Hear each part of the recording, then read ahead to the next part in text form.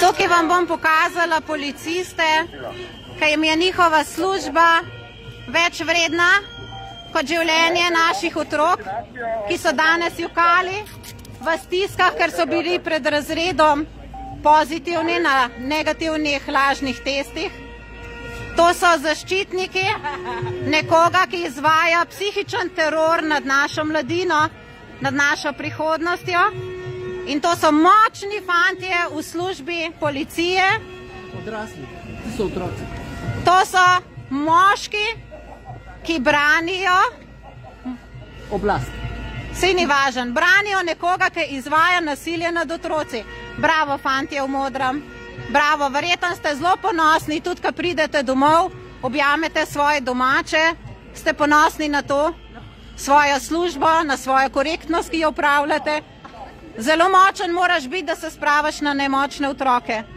Gospe ministrici, kakšni gospe, Simoni, sporočamo naslednje stvari. Tretji je najbolj adekvaten. Prasica pusti otroke. Ona dela po navodili. Vsi delajo po navodili. A je tež navodila, kako je fašizem nastal. Poglejte, tele škorne, tole obutev. To je vse plačan iz davkoplačevalskega denarja, a ne, fantje? To je vse naš denar, a ne, fantje?